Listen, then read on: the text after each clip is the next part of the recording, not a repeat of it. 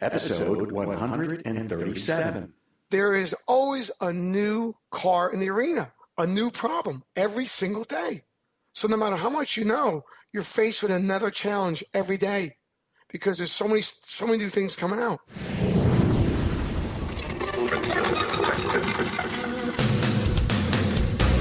Welcome, aftermarketers, to Remarkable Results Radio.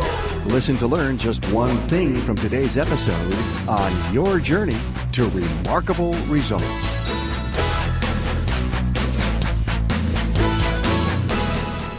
Hello, aftermarketers throughout North America and around the world. Carm Capriato here. Hey, glad to have you here, and I hope you are well. I met our guest, John Anello, at a training event in Fishkill, New York in March of 2016. He was a guest trainer at the big event, and after his presentation on a Jeep radar repair, I knew I had to have him as a guest. You're about to meet John in the virtual studio, here in episode 137. This episode is brought to you by Federal Mogul Motor Parts, with brands like Moog, Felpro, Wagner Brake, Champion, Seal Power, FP Diesel, and more. They're the parts techs trust. Find out more at this web address, fmmotorparts.com. Keep in mind the power and value of stories. It is purely podcast wisdom. If you are ready to go into business as a service professional, you get over 136 episodes to provide guidance and almost a blueprint from the guys and gals who have shared their story and paid it forward for you. It's really the school of hard knocks, it is. Specifically, check out the entrepreneur interviews. Raw, unfiltered, honest, and wise. Follow every story, every word to your own success. Now get ready to meet John Anello from Auto Tech on Wheels, a mobile diagnostic entrepreneur. John started in 1991 serving shops in northern New Jersey. John has a client list of 1,200 repair shops, 500 body shops, and 100 transmission shops. You'll hear John talk about the need to stay current with technology, the challenges to keep up with scan tools, and how he stays current. He says you sometimes need to dive into a repair and learn as you go because certain repair strategies are just not found in manuals. He shares with you what he sees is a major problem in the industry. Hint, it's about investing and learning. He also talks about keeping scan tools relevant, investments in subscriptions, and learning how to expand your scan tool knowledge with each use of the tool. He loves to teach and write articles for the industry. You've most likely read John's articles in Motor Age, Motor, and Master Tech. Now, here we go with John Anello. A warm welcome to John Anello of Auto Tech on Wheels from Mount Clair, New Jersey. Hey, John, are you ready to share your remarkable results? I'm ready. All right, man. Mobile Diagnostics, Auto Tech on Wheels. So you started in 1991, and you've been in the business a long time. What was the impetus to say, I got to go in business for myself? I used to work for a dealership for probably about 10 years, and I would actually have guys once in a while give me a call that knew me from the industry to just like tips on problems they were having in their own shop. And it was like kind of like a mechanic / tech support, back in the day. And I know there was some type of need for a guy to latch into for guidance, per se. All right. Of things he didn't know. No, I mean, he would call me for like GM stuff because I was a GM tech back then. Yeah. And I didn't even know that anything even existed for any type of technical assistance back then. Sure. I mean, I just did it as a favor, basically. It was like guys I knew. Dealership level work back then was a little tough, but the good thing about working for a dealership, they always sent us to school. Mm-hmm. And that's where I moved into working for a dealership. I was always a mechanic my whole life. But working for a dealership was a little different. You were a mechanic, plus they were sending you to school. At that time, a lot of electronics were being introduced. I remember them sending me to like a 10-day course just on electronics. So you then decided to say, hey, I got to do this for myself. Well, take me to that day that you decided to go in business. There's a point that I guess in any business when you know when it's time to leave. Either you get pushed to do it or you do it on your own. And I said, you know what? I have an idea. I want to be a guy to go around to all the shops and give them like some type of tech support where I can actually get paid rather than just getting, giving away information. Sure. It was a long uphill battle because it wasn't really known back then. So I was actually going in and out of shops, introduce myself, Right. trying to sell myself, and believe me, there were a lot of closed doors. Well, you're an outgoing guy anyway. But I was persistent. I never gave up. Well, that's one of the secrets, yeah. And to fill the void, I became a / mechanic on the road for people, regular homeowners. Oh. So I started off as a mobile mechanic for homeowners and then a tech guy for shops. So it was a hybrid business when I started. So you work for only professional shops today? Exactly. It took a while, but then it transformed itself into just doing shops only for tech support. And I got rid of all repairs. So what do you do specifically? Give me an idea of the exact scope of work you do. Well, now today I'm going in to do remote diagnostics, where guys will actually buy a brand new computer or they'll buy brand new keys, and I'll have to go in to marry these keys into the system, where I program keys, program modules. I have to download software from manufacturer websites, or also I'm there for technical assistance to diagnose different subsystems on cars. Got it. If I got a computer, I'm a shop owner, I got a computer, how long can I expect for you to show up to do that for me? Well, you'd have to show up within either same day, next day. They really can't wait too long. Okay. Because there's a window of time, because these shops have had the car sometimes up to a week, trying to diagnose the car, toying with the car. Then they decide to buy a part. And meanwhile, you've had the customer for a week, 3-4 days. So my job is to get in there in stealth mode to get this job done, resolve it with what they think is a control unit. I have to program it, and then it goes out the door. So you subscribe to all the OE sites? I subscribe to basically all of them. All of them, huh? And it can become very, very expensive.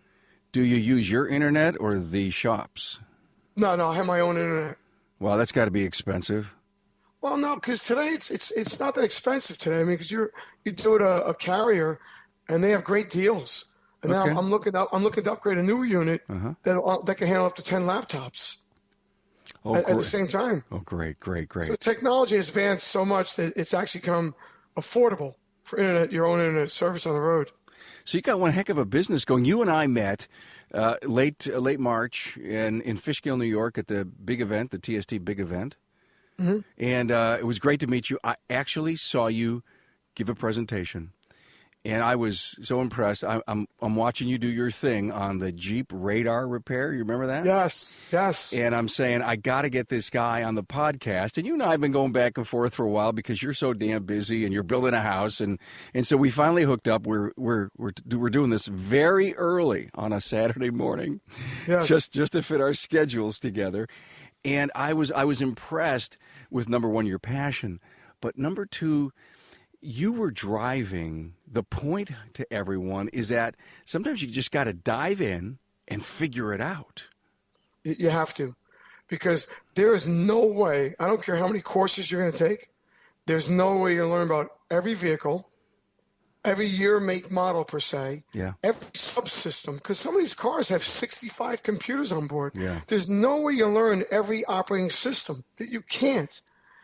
And the only way that you could really do it is learn how computers work, how they're wired, how they think, and then you learn their strategies as you go, because a lot of these strategies are not found in manuals. They're created by these engineers.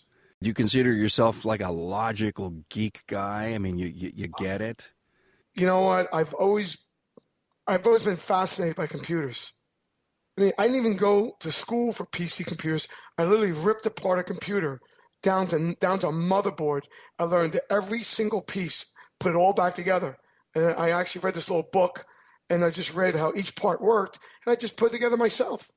And I'm sure I've put many hours into PCs. I literally spent probably, maybe I'm going to say a minimum of 100 hours of my own time. And that's how you learn.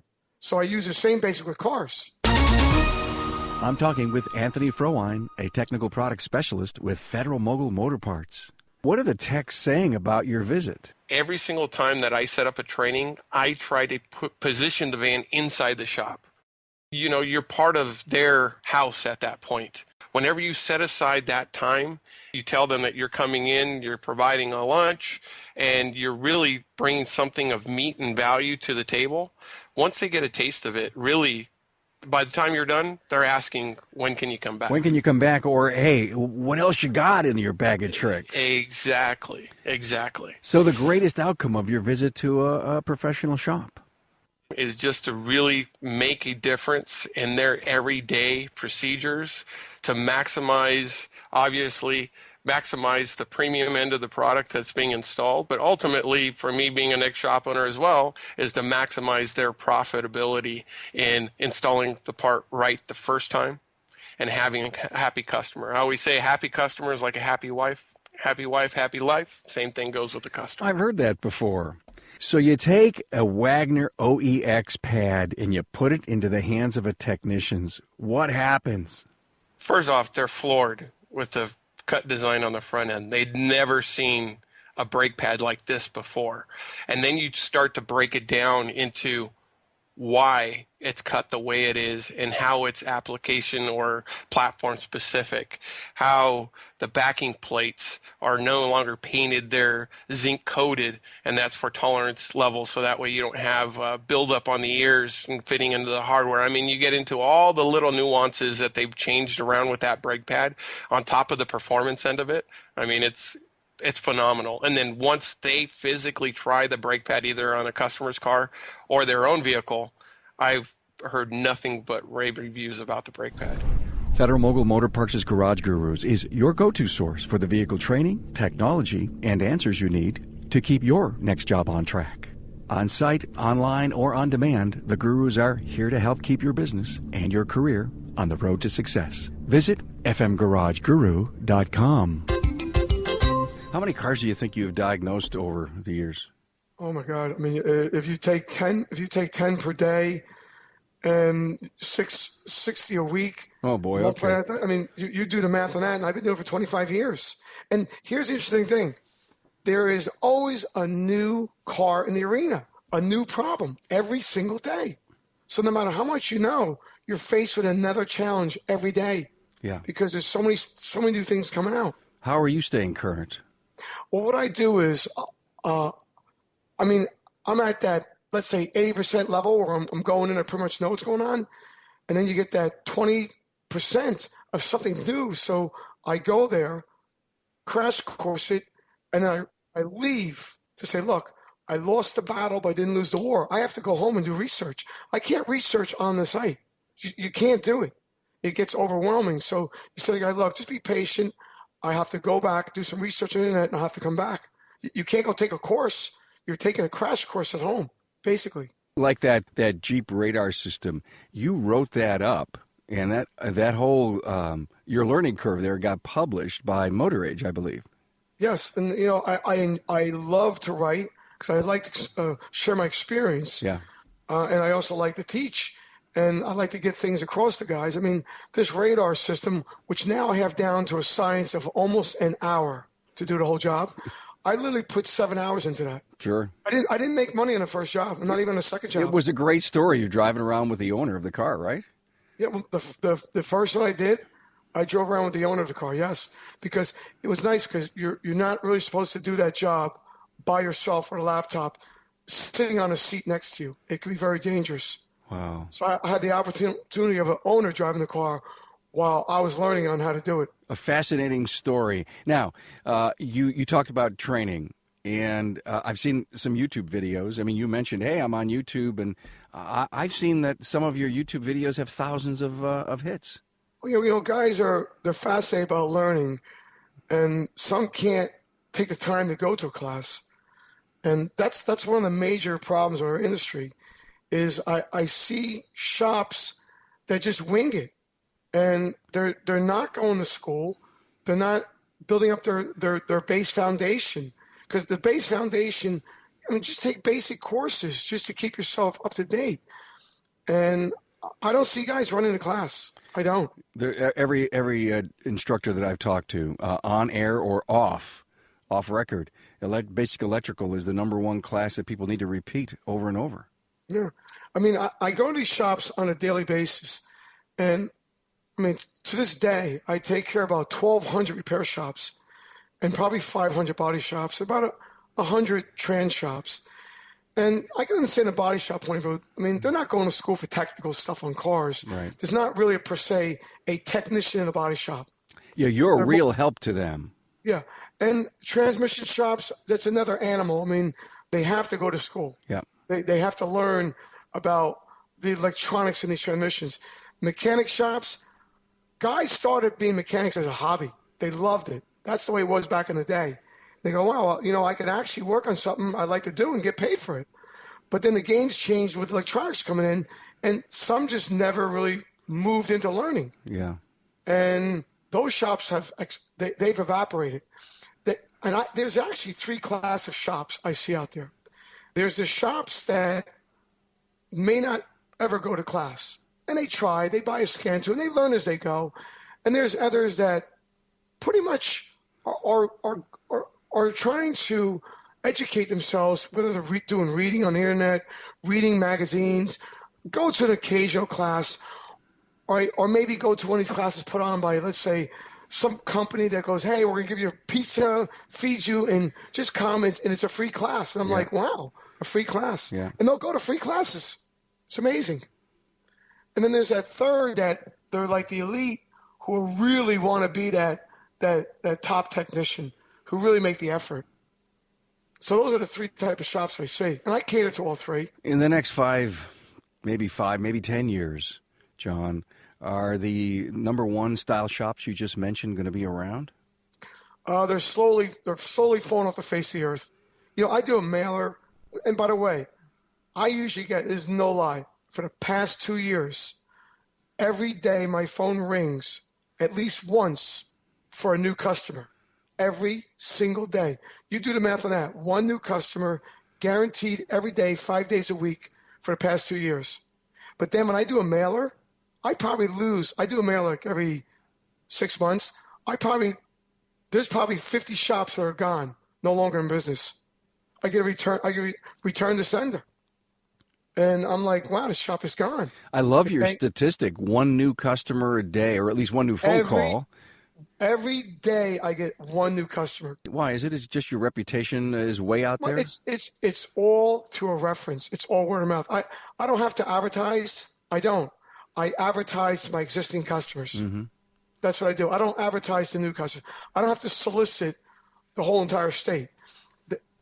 My shops do the solicitation for me because you need to be a business person. And I've learned the way to do it is to be that guy, but not only just go there to do a job, but to go there to educate and to go there to let them know, hey, it's okay to call me.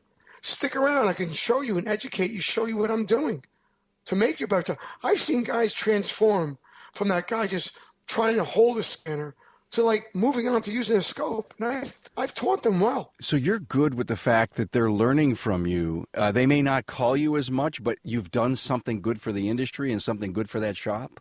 You know, I've actually inspired them. And then when they have guys who have called in their shop and bother them, do me a favor, don't call me anymore. Call John.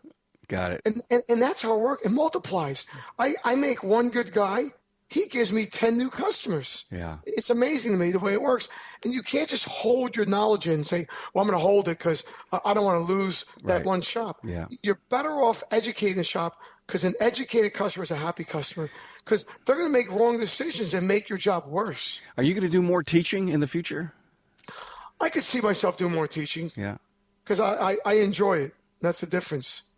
It's refreshing to hear you say, I want to give knowledge to people and make them better. And really, when you think about it, it could hurt your business, but it hasn't so far, has it? No. Do you know, on an average day, I can handle anywhere from 50 to 70 calls non-stop. And I do it between jobs. I'll answer 5 calls, like while, you know, like I'm on drive. I'll be driving, and I just answer calls, and they could be either tech assistance calls where they just want to ask me a question. I tell you guys, feel free to call me if you have a technical question. It's an extension of my business. I'm not charging for a technical call. Yeah. They just want assistance. They go, you know what, John? I said, look, if it gets a little deep, you need to call me. I need to come out there and I need to put your fire out for you. Yeah. But don't spend too much time. So that's an extension of my business. Good advice. So you've got this incredible Hummer, right, that you've got all your stuff in that you're out there traveling with. How many scan tools do you have with you at all times? Well, you know what? It's actually accumulative on my equipment. I didn't buy them all at once. I understand. Yeah. Like if you jump and say, "Well, I'm going to be a mobile tech," well, go ahead. You can't just say, "I'm going to buy all this stuff," because it's very, very expensive to own these tools. And here's the other key thing: these tools are only in the gate for 5 years. After 5 years, they get antiquated. So you need to make as much money as you can using that tool for 5 years, and then there's an upgrade to it. And I spend today probably close to $30,000 a year just in subscriptions, nonstop. So if you're sitting back with a subscription and you're not using that particular manufacturer enough, you're losing money out the door. I just fell over. No, I just picked myself back up. 30 grand. A lot of money. 30 grand a year. What do you got invested in scan tools? Oh my God. I mean, just guess. Your average scan tool could be, I'm going to say $3,000 to $7,000 each, depending on what scan tool you have. And you multiply that times 18. Yeah. You do the math on that. I got it. I got it. On your site, you list everything you have, and it's amazing the equipment that you travel with. What's the next purchase that you've got coming up or upgrade you're going to have to do? Basically, all my scan tools are all PC-based. I keep them all separate. All right. I don't like to interact putting all my products into one laptop. It's not going to happen because there's too much, and guys do it all the time. A lot of mobile guys, I see them all the time. They go, well, I have one laptop and I'll slap in different hard drives, or I have one laptop and I have like 8 manufacturers on it. Well, here poses the problem. If you have a problem with that manufacturer equipment and you call them up, you know what the first thing they ask you? What else do you have in that laptop? That is their scapegoat, because they'll say, well, it's not our problem because you have other products on there and there's interaction with other drivers and you need to fix that first. That's their number one rule. They ask you what's on your laptop. So I go, there's nothing else on there but yours, and I've added no other software. And then they help me through it, and their support is very good. As long as you're paying them a subscription, especially a yearly one, they're willing to help you. And if they're not, then you have to go on to NASTAF and file a complaint, because nothing's perfect out there. There's not one manufacturer whose website and information is perfect. You mentioned other mobile techs. How competitive is the business you're in? Well, it's always competitive, but I never worry about the other guy. Never. I've done cleanup for other guys. Cleanup. And some of their downfall is they may not show up in time. They might not ever show up. They are not a people person, and they just may not make the right decision on their diagnostics. They may just wing it. You can't go out there with a piece of equipment and go, all right, I just bought the factory tool and the shop has the factory tool. Let me go out there, and their game plan may be off. And after a while, a shop's going to know whether your game plan is off, because don't forget, they're just as educated as you, but maybe a step down. That's why you need to be on one-on-one with that shop. Got it. And treat them like your family. That's the way I do it. I actually give guys tech hugs. They go, no, stop. I'm like, I need to give you a tech hug. I've done that job. I figured it out. Come on. And they love that. They love the compassion. And I think that's what does it, because I'm different. I'm me.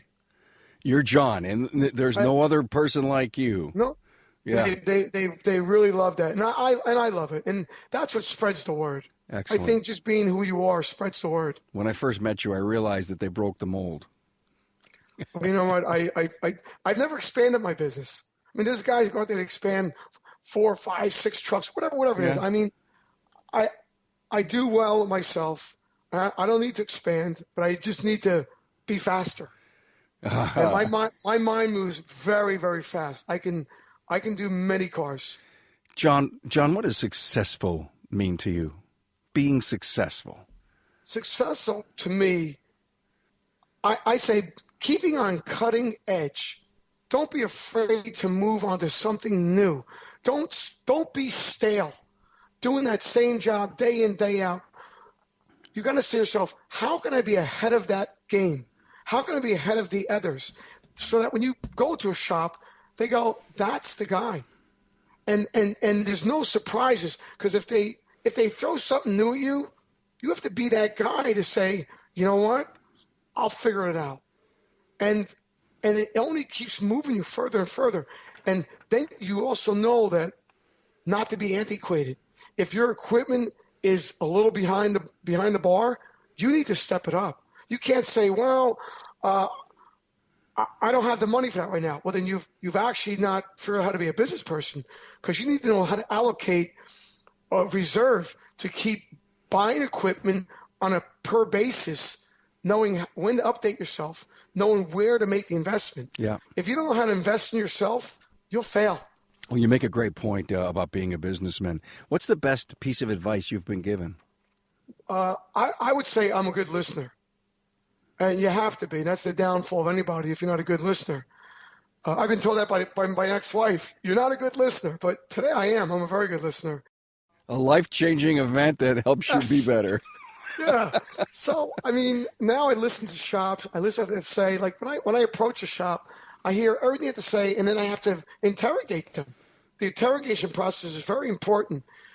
Even when I meet a trainer, or I meet someone who may know something that I don't know about a certain product. I mean, here I am. I'll give you an example. I used I have the factory tool for a Volkswagen Otis. And I've lost probably 5 jobs to do a simple task to program an airbag module. And I don't even do the job. The server does it from Volkswagen Otis. I hook it up. It goes in, comes up with a long 36-digit number and says, here's the number to put in. I hit the button. It says, sorry, won't go in. Well, why won't go in? It's a brand new component. And yesterday, a friend of mine who does a lot of business with a Volkswagen dealer actually got a Volkswagen tech to the phone. He says, well, there's a bug in the factory tool. What do you mean? He goes, from 2013 onward, it doesn't take long coding. What do you mean? He goes, you have to go in and do it manually through SVM coding and input the number that the parts guy, the dealership's going to give to you. I'm like, what? So we call up the parts guy. He gives me a 10-digit number. I do it through a different way, put the number in, it's done. And I sat there like, it's not about owning the tool. It's about knowing how to use a tool and knowing when there's a problem with the tool. Yeah. So here's another thing. Now you're not learning how to work on a car. You're learning how to use the tool. And you have to learn also how to network with someone who's willing to network with someone. That I was going to say that. The people out there that you can, pick up the phone and call and get some help. Wow. There's always an exception to the rule, isn't there? Yeah, and I said to this guy, call me anytime you have a problem with any product, because we're friends now. I can help you down the road, because what you've done for me is you figured out that puzzle. There's always a puzzle in your business where something you can't figure out, and there's always someone who's got a piece to that puzzle to finish that puzzle. That's kind of like you do a large puzzle, and there's that one piece, you're like, oh, I can't finish this job. There's a guy out there who has it, whether you're a network on the internet or you're hooked into IATN, there's a reserve right there where guys don't even use. You have to network on the internet. There's guys out there who can help you. John, if you didn't need money, not at all, you had billions, what would you be doing in life? I'd still be working on cars. Cars are my passion. It gives me a reason to get up. I want to get ahead of the gate. I want to get in the gate and get that job done. Give me one thing about you that no one else knows about. I'm a very compassionate dad who balances life to spend a lot of time with my daughter. Guys, I've seen guys work, and their life surpass them. One thing about my business, I drive the business. I don't let it drive me. And that's a downfall of any business. You need to balance your life and know, hey, I'm going to work Monday through Friday, 7 to 5. After that, it's your own personal time and things you need to do. And I spend a lot of time with my daughter, whether we're biking, rollerblading, jogging, going down the shore and doing things.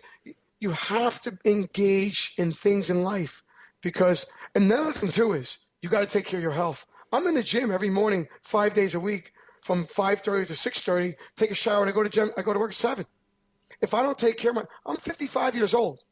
I'm a young 55 because I take care of myself. Mm-hmm. You have to take care of your health and you have to take care of your I'm going to say take care of your health and knowing how to relieve stress from your life. You can't have stress. You can't let your business create stress in your life. Guys will do so many things in their business, they'll stress themselves out. Look, you have to love working on cars. You can't make it your enemy. So I think balancing your life with work and family is crucial, and your health. La familia. Yep. La familia. Good for That's you. what's made me Good successful in life. Great story and great lessons to learn from John Anello. Hey, looking back, John, what are you the proudest of? You know, I'm proud to say that when I left my job, I worked for Cadillac as a top tech, and I don't think my boss liked the idea of me leaving, and I didn't even tell him what I'd be doing, that I'd be a mobile tech. But he just said to me, you know what, you're leaving, but the grass is not always greener on the other side.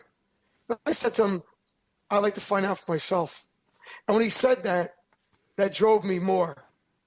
And I never looked back. And yeah, there was failure. There were many, many hurdles, but I never gave up.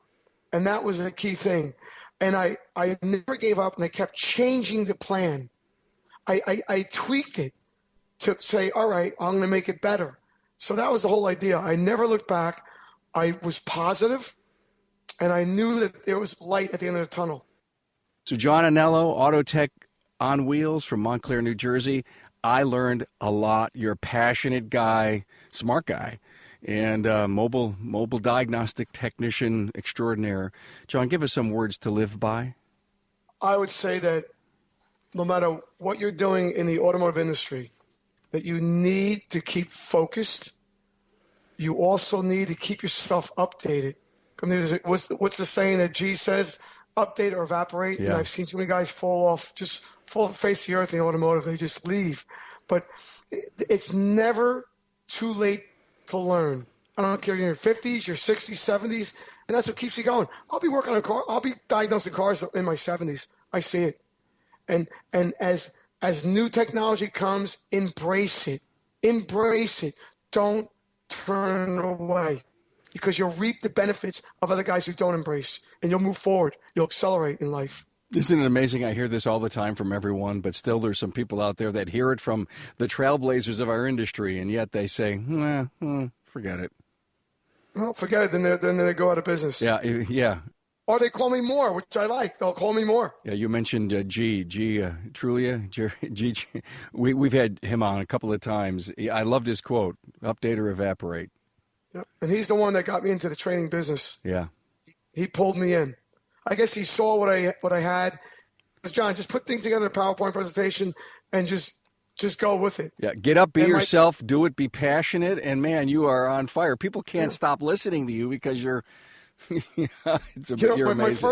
My first time up there, I had good advice from a trainer from many years ago. Yeah. He said, just go up there and pretend like you're moving your feet in the sand and moving sand around, and that gives you your dance. And then I just learned to always move up there. Yeah. I'm like that too when I'm up there. And sometimes when I look back on video, I say, I'm moving too much. Then once I get going, I can't stop. Yeah. I can't stop. Hey, thanks, man, for being on. You got it. My enjoyment. Hey, guys and gals, thank you so much for listening. Find additional show notes on John Anello from Auto Tech on Wheels, his bio, and links to his company. Find them exclusively on the show notes episodes page on the Remarkable Results Radio website. And that's also the place where you can subscribe to be an insider to get the pulse on every new episode release. The website is full of many different ways to enjoy the content, especially the category filter found on the Home and Episodes page. It lets you really dial into a specific niche. I really do appreciate your engagement with the podcast, and I would ask that you help spread the word. Do it through email or through our social campaigns on Facebook, Twitter, and LinkedIn. Hey, thanks again. I'm grateful for your support. Thanks for being on board to listen and learn from another inspiring aftermarket professional. Until next time.